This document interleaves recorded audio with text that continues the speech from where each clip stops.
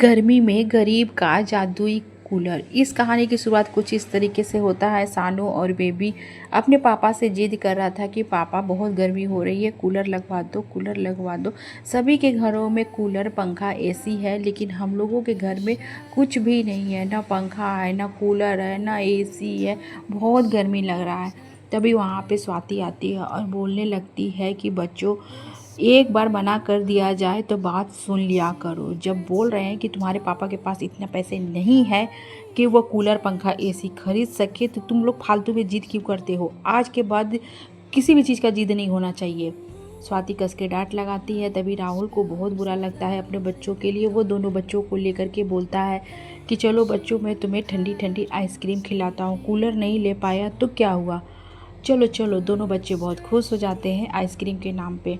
राहुल दोनों को लेकर जाता है, आइसक्रीम दिलाता है। जब बच्चे आइसक्रीम खा रहे थे तो सामने एक गाय था जिसके पैर में चोट लगा था और खून बह रहा था। राहुल जब देखता है कि गाय माता के पैर से खून बह रहा है तो राहुल को देखा नहीं जाता है। बच्चों को बोलता है, बच्चे तुम लोग चुपचाप यहीं आइसक्रीम खाना, इधर उधर मत जाना। राहुल घर जाता है और जाकर एक दवा बनाकर लाता है और गाय माता के पैर पे लगा देता है जहाँ से खून बह रहा था, और कपड़ा भी बांध देता है। 2 रोटी भी खिलाता है। गाय माता अब थोड़ा सा बेहतर फील कर रही थी। फिर राहुल दोनों बच्चों को ले करके घर आ जाता है और फिर सभी लोग खाना खाते रात को सो जाते। रात को सानू को और बेबी को नींद नहीं आ रहा था। बहुत गर्मी हो रही थी। एक टेबल फैन था जो रुक रुक के चल रहा था, फिर अंत में वो बंद पड़ जाता है। तो सानू बोलता है, पापा पापा पापा देखो ना, टेबल फैन बंद हो गया, बहुत गर्मी हो रही है, देखो ना पापा। तो राहुल उठता है और टेबल फैन को जब चेक करता है तो टेबल फैन ख़राब हो चुका था। गर्मी से बचने का एक जरिया था टेबल फैन, वो भी बंद पड़ गया। अब स्वाति और राहुल बहुत चिंतित हो जाते हैं कि अब इतनी भीषण गर्मी में एक पंखा था वो भी ख़राब। किसी तरह सब सोते हैं। अगली सुबह स्वाति लेती है झाड़ू और पूरे घर में झाड़ू करने लगती है। घर के बाहर झाड़ू मारते हुए जाती है तो एक गाय खड़ा था जिसके पैर में चोट लगा था और कपड़े से बांधा हुआ था। वो राहुल को आवाज़ देती है, बोलती है, राहुल देखो ये किसकी गाय है, पता नहीं कौन भला आदमी गाय माता के पैर में दवा लगाकर कपड़ा बांध दिया। राहुल चुप था और वो कुछ नहीं बोलता है। स्वाति घर के अंदर जाती है, 2 रोटी बनाकर लाती है और बड़े प्यार से गौ माता को खिला देती है। फिर उसके बाद घर के अंदर सभी को नाश्ता कराती है। राहुल और जाने लगता है अपने काम पे तो सानू और बेबी फिर से चालू हो जाते हैं। पापा बहुत गर्मी लग रही है, पापा एक कूलर तो दिला दो, पापा एक पंखा ही दिला दो। एक पंखा था वो भी ख़राब हो गया। स्वाति फिर डांट लगाती है। अगली सुबह राहुल जब काम पे जा रहा था तभी गर्मी के वजह से सानू और बेबी दोनों बच्चों को चक्कर आता है और वो बीमार पड़ जाते हैं। राहुल बहुत चिंतित होता है। स्वाति राहुल से बोलती है कि अब बच्चों का दुख तकलीफ देखा नहीं जाता। कल दोनों बच्चों को चक्कर आ गया, गर्मी से दोनों बच्चे बीमार हो गए, खाना नहीं खा रहे, गर्म पानी है पानी भी नहीं पी रहे। अब इन लोगों का दुख देखा नहीं जाता है। जी आप ही कुछ करिए, कुछ दिमाग लगाइए। इतना गरीबी और इतनी गर्मी के वजह से हम लोग का ज़िंदगी ख़राब हो गया। राहुल बोलता है, कोई बात नहीं है, मैं कुछ न कुछ जुगाड़ ज़रूर करूँगा क्योंकि मेरे बच्चों के ऊपर की बात है। राहुल अगले दिन कूलर वाले की दुकान पे जाता है और कूलर का भाव पूछता है।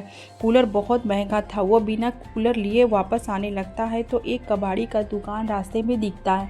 राहुल उस कबाड़ी के दुकान पे जाता है और बोलता है, भैया ये कूलर कितने का बेचेंगे। तो कबाड़ी वाला बोलता है कि भाई ये 500 का है, लेकिन ये बिना काम का है, चलेगा बिल्कुल भी नहीं। राहुल बोलता है, भैया ये ले लो 500 रुपये और मुझे ये दे दो, मेरे बच्चों को बहुत ज़रूरत है ठंडी हवा का। कूलर उठाकर राहुल घर आता है और सोचता है रास्ते में कि मैं इस कूलर को बनवा दूंगा तो कुछ तो चलने लायक हो जाएगा। तभी रास्ते में वो गाय दिखता है जिसे 2-4 आदमी ज़बरदस्ती पकड़कर ले जा रहे थे। राहुल कूलर रास्ते में रखता है और वो दोनों आदमी को बोलता है, भैया इस गाय माता को लेकर आप कहाँ जा रहे हैं। वो आदमी बोलता है, तुम क्यों बीच में बोल रहे हो, ये गाय तुम्हारी है क्या। राहुल बोलता, नहीं ये गाय मेरी नहीं है तो आपकी भी नहीं है। वो दोनों आदमी लगते हैं राहुल को पीटने। राहुल के सर से खून निकलने लगता है। दोनों आदमी भाग जाते हैं। तभी गाय में से एक चमक आती है और वो गाय एक सुंदर परी के रूप में परिवर्तित हो जाता है। राहुल सारी चीज़ें देख रहा था।